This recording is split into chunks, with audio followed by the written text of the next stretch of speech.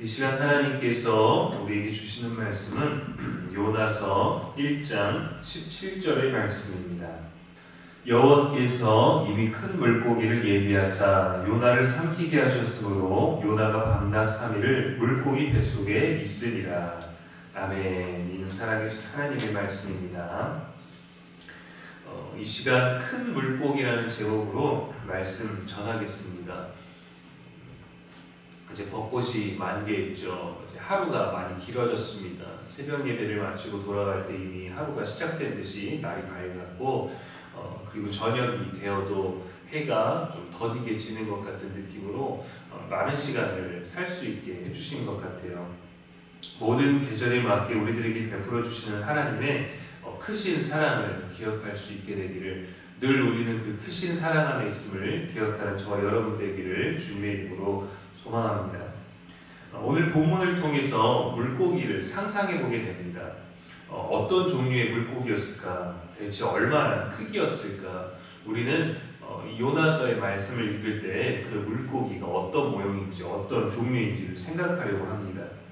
우리는 물고기에 대해서 이렇게 생각해봤지 그것을 예비하신 하나님에 대해서는 더 깊이 생각하지 못하는 경우가 많습니다. 그러나 이 물고기를 예비하신 하나님을 떠나서는 우리가 말씀을 통해서 아무 영감도 받을 수 없다는 것을 알아야죠. 큰 물고기는 하나님의 구원 계획이었습니다.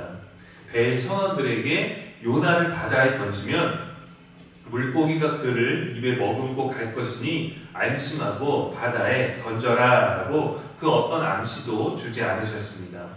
그들은 모릅니다. 우리도 요나서를 다 읽기까지는 알 수가 없죠. 불순종한 선지자를 위해서 어떠한 구원의 계획을 가지고 오셨는지, 어떠한 이야기가 펼쳐질지 짐작할 수도 없었습니다. 만약에 큰 물고기를 보았다면 더 무서웠을 것입니다. 왜냐하면 배에 있는 선원들도, 요나를 바다에 던진 그 사람들도 자신들도 잡아먹히게 될 것에 대한 공포만 커졌을 것이죠. 큰 물고기는 배의 선원들을 위한 것이 아니라 사실은 요나를 위한 것이었습니다. 하나님은 저와 여러분을 위해서도 구원의 계획을 가지고 계십니다. 에베소서 1장 4절에 곧 창세전에 그리스도 안에서 우리를 택하사 말씀하십니다. 창세전부터 계획되었고 십자가에서 완성이 된 아름다운 이야기죠. 그런데 요나에게는 구원받을 만한 요소가 없었습니다. 그는 의도적으로 불순종하였고 그것은 자신에게만이 아니라 그와 함께하고 있는 모든 사람들에게도 고통과 괴로움을 가져다 주었죠. 바다에 던져지는 심판, 죽음이라는 불순종의 결과를 맞이하며 절망의 바다로 가라앉고 있었을 때 하나님은 요나를 위한 구원의 길을 예비하셨습니다. 우리가 바라본 요나는 구원받을 만한 자격이 없었어요. 그런데 자격이 없기 때문에 구원해 주셨습니다. 자격이 없기 때문에 구원을 주신 거예요.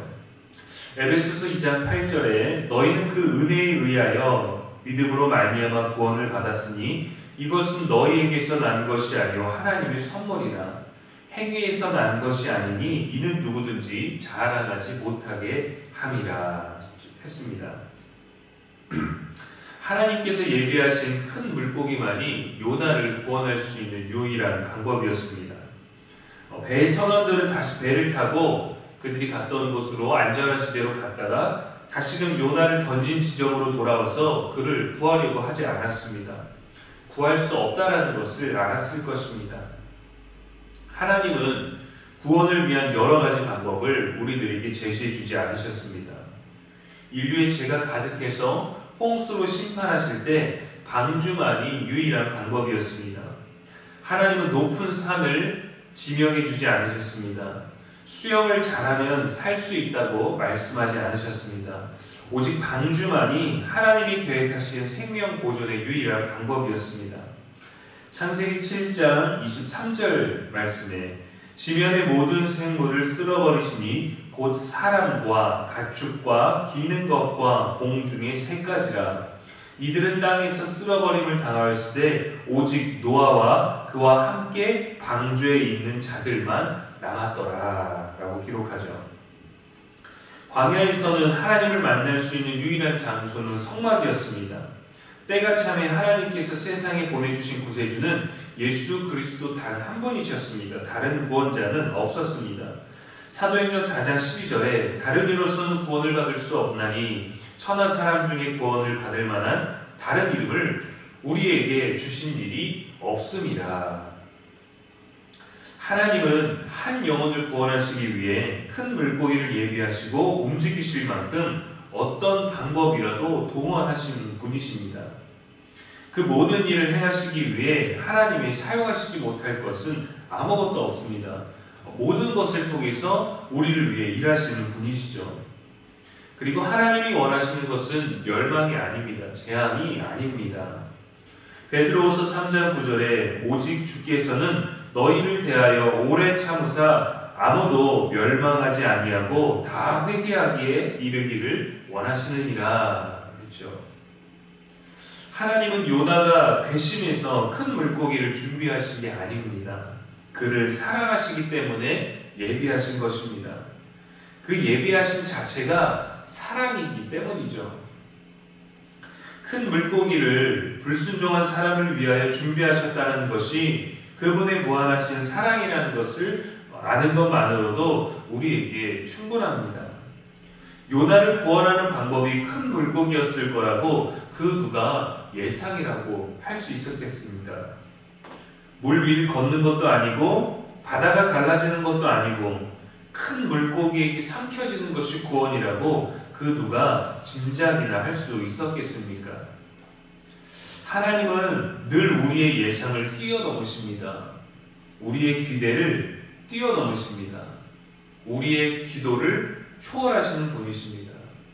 늘 우리의 고민과 문제와 고통보다 크신 구원의 하나님을 바라보는 그 믿음에 소망이 가득하기를 축복합니다. 우리가 예상할 수 없는 하나님의 사랑의 방법에 설레이고 또 기대되는 오늘 되시기를 주님의 이름으로 축원합니다. 기도하겠습니다. 구원의 하나님, 이 새벽에도 말씀 주시니 감사합니다. 불순종한 선지자를 구원하시기 위해 예비하시는 사랑을 알게 하시니 감사합니다. 우리의 지식과 방법 안에서 고민하지 않고 하나님의 방법을 기대할 수 있는 소망이 있게 하여 주시옵소서. 말씀과 기도를 통해 하나님의 약속과 계획을 배우며 하나님의 일하심을 기다리며 기도의 호흡을 멈추지 않는 오늘 되게 하여 주시옵소서. 우리의 영원한 소망이 되신 예수님의 이름으로 축복하며 기도합니다. 아멘.